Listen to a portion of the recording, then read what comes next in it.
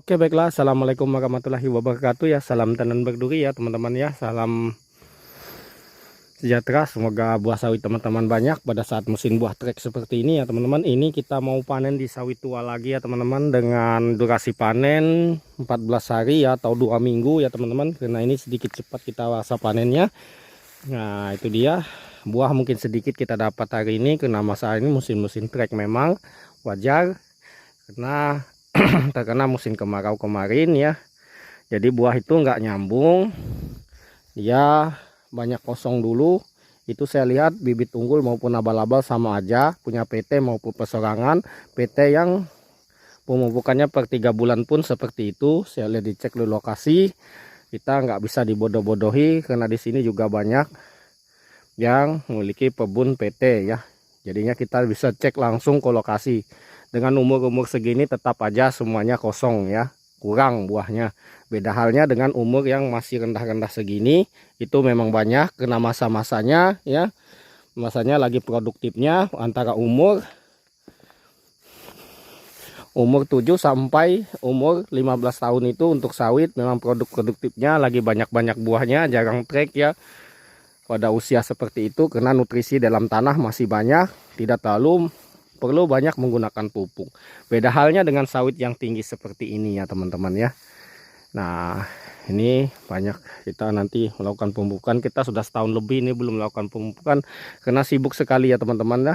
Dan orderan pupuk juga sulit di sini.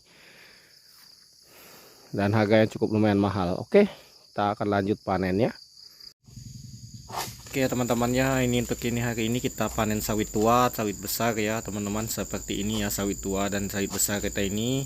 Namun untuk buahnya masih lumayan ya teman-teman, walaupun sawit tua. Makanya sawit di atas 15 tahun ini memang sudah kurang produktif, mau apapun bibitmu, mau apapun yang kamu omongkan ya. Kita sudah tahu ya teman-teman ya.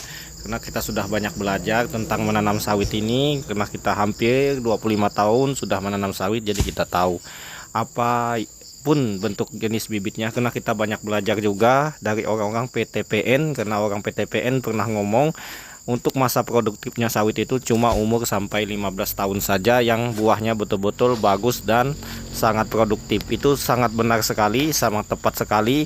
Itu yang pernah kita dengar dari penyuluhan dari mereka waktu penyuluhan bibit Pirlock dulu, yang pernah mereka orang pihak PTP ini atau pihak pemerintah pernah memberikan bantuan bibit sawit secara cuma-cuma dengan cara menyicil ya teman-teman, menyicil dalam bentuk KKPA pun ada ya teman-teman. Kalau untuk Pirlock dulu yang pertama untuk plasma kita dikasihkan bibit gratis ya, yang penting kita rawat saja.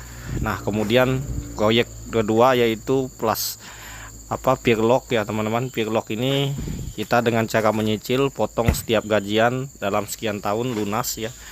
Nah makanya di situ kita di penyuluhan itu kita tahu apapun jenis sawit, karena kita belajar dari yang berpengalaman juga. Namun apa yang dikatakan sama pihak penyuluh adalah benar semuanya ya teman-teman, bahwa sawit itu di umur 15 tahun saja yang sangat produktif. Nanti untuk hasilnya menurun secara drastis. Nah itu juga yang pernah kita baca di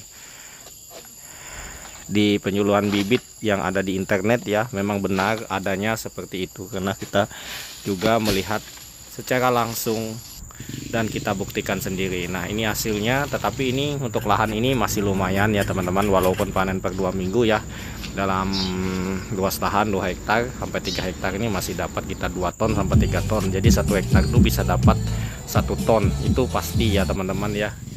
Walaupun sawit itu kurang lah perhitungannya untuk perawatan sendiri ya teman-teman. Nah ini kita punya anggota panen baru ya untuk penglangsir, tetapi dia masih belajar ya teman-teman guys. Lagi sering-sering marah-marah ya kalau mengangkat buah karena banyak kena duri ya. Nah seperti itu ya teman-teman ya. Oke kita langsung muat saja. Nah ini untuk hasilnya masih lumayan masuk ya teman-teman, masuk perhitungan untuk hasilnya ya.